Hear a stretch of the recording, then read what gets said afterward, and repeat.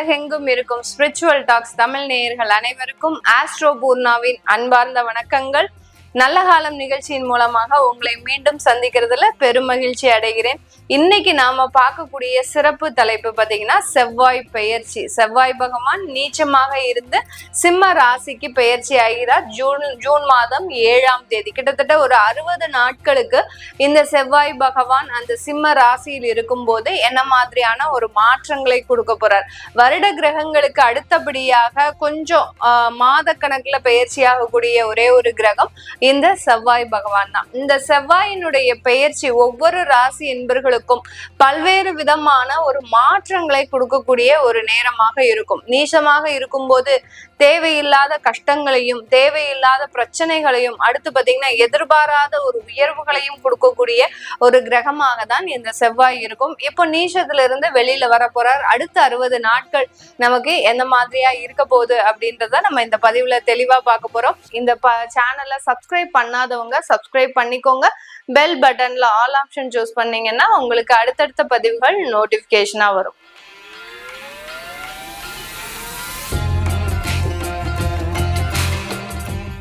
மீன ராசி என்பர்களுக்கு செவ்வாய் பகவான் 6ஆம் இடமான ருணரோக சத்ருஸ்தானத்திற்கு பயிற்சியாகி வர. இந்த ருணரோக சத்ருஸ்தானத்துல இருக்கக்கூடிய அந்த செவ்வாய் பகவான் குடும்ப ஸ்தானாதிபதியும் பாக்கியஸ்தானாதிபதியும் கூட இந்த மீன ராசி என்பர்களுக்கு 6ஆம் இடம்ன்றது அதிகப்படியான கடனை, நோயை, எதிரியை கொடுக்கக்கூடிய ஒரு ஸ்தானம். குடும்பத்துல இருக்கிறவங்களே உங்களுக்கு ஆப்போசிட்டாக செயல்படக்கூடிய ஒரு தருணம். மீனராசி என்பர்கள் நெகட்டிவா சொல்றேன் நினைச்சுக்காதீங்க. ஏன்னா உங்களுக்கு ஜென்ம சனியும் இருக்கு. ஒவ்வொரு கிரகங்களின் பயிற்சியும் உங்களுக்கு அந்த சனிக்கு ஆதரவாக தான் செயல்படும். அதனால அந்த மாதிரி தான் இருக்குமே ஒழிய இந்த அளவுக்கு ஒரு பாசிட்டிவா பெரிய அளவுக்கு இருக்காது. அதனால குடும்பத்துல இருக்கிறவங்களே சில பிரச்சனைகளை கொடுக்கக்கூடிய ஒரு தருணம். இல்ல குடும்பத்துல இருக்கிறவங்களுக்காக நீங்க நகைகள், கடன்கள் இதெல்லாம் வாங்கக்கூடிய ஒரு தருணமாக இருக்கும். ஒரு லோன் போட்டு இந்த காலகட்டம் வீணா போகிறதுக்கு உண்டான ஒரு நேரமாக இருக்கும். இஎம்ஐ கட்டியே இந்த மீனராசி என்பர்கள் தன் வாழ்நாள்ல 80 வயசு வரைக்கும் வாழ்ந்துருப்பாங்க. அந்த அளவிற்கு இந்த கடன் பொறுப்புகளை, சுமைகளை சுமக்கக்கூடிய அன்பர்கள் மிக திறமைசாலிகள் நம்ம மீனராசி என்பர்கள் தான். எந்த அளவுக்கு அந்த சுமைகளை சுமக்குறாங்கன்னா எந்த அளவுக்கு சுமைகள் அதிகமா இருக்கும் அந்த அளவுக்கு ஆயுளும் கெட்டியா இருக்கும். அதையும் எல்லாருமே தெரிஞ்சுக்கணும். அதனால பொறுப்பு இல்லாம இருக்கிறோம் அப்படின்லாம் இல்லை.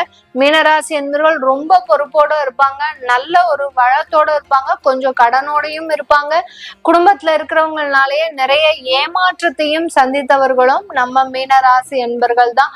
அடுத்து இந்த மீனராசி என்பர்களுக்கு 6ஆம் இடத்துல இருக்கக்கூடிய அந்த செவ்வாய் பகவான் வேலையில நல்ல ஒரு உத்தியோகத்தை, யாரெல்லாம் வேலைக்கு போறீங்க, தொழில் செய்யாம தொழில்ல இல்லாம வேலைக்கு போயிட்டு இருக்கிறவங்களா இருக்கிறீங்க அப்படின்னா நல்ல உத்தியோகத்துல நல்ல வளர்ச்சி, உத்தியோகத்தின் மூலமாக வருமானம், உத்தியோகத்தின் மூலமாக நல்ல ஒரு வருமான உயர்வு, இது எல்லாத்தையுமே கிடைக்கிறதுக்கு உண்டான ஒரு நேரமாக இருக்கும்.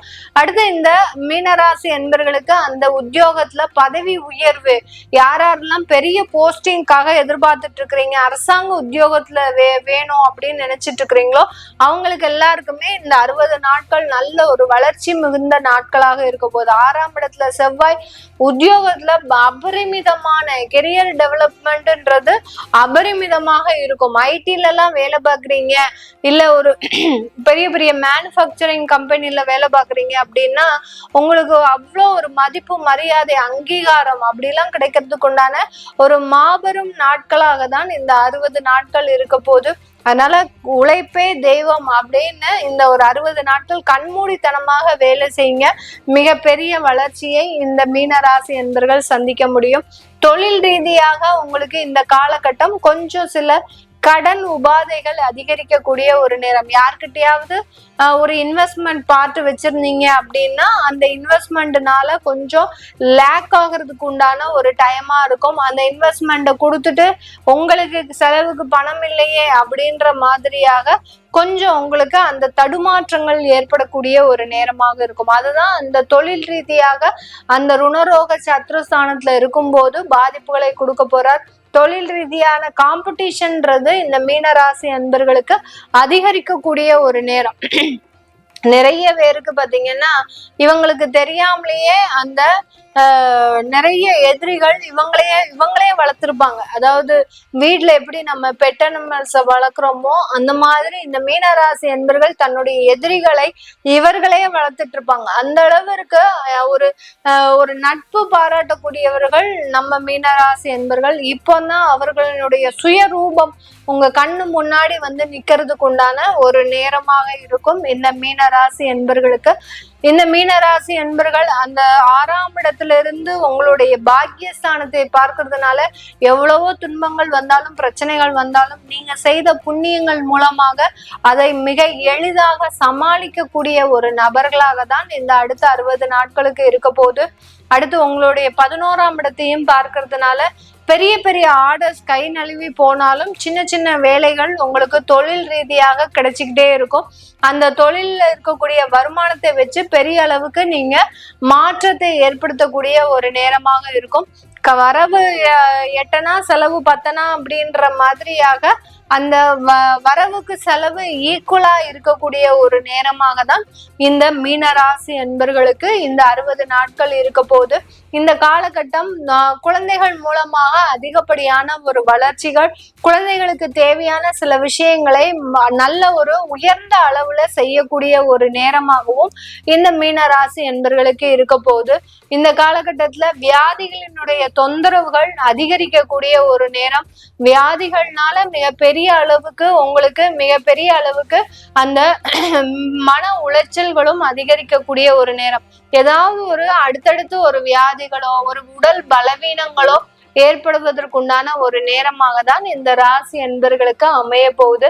அதனால மாற்று ஏற்பாடு நான் சொன்ன மாதிரி அந்த 9ஆம் இடத்தை 3ஆம் இந்த மீன ராசி என்பர்களுக்கு அந்த 9ஆம் இடத்தையும் பார்க்கறதுனால கண்டிப்பாக அந்த வியாதியிலிருந்து நிவாரணம்ன்றது கண்டிப்பா கிடைக்கக்கூடிய ஒரு நேரமாக தான் இந்த மீன ராசி என்பர்களுக்கு இருக்கும். இது எல்லாமே நம்ம கோச்சார நிலவரப்படி பலன்களை சொல்லிட்டு இருக்கிறோம்.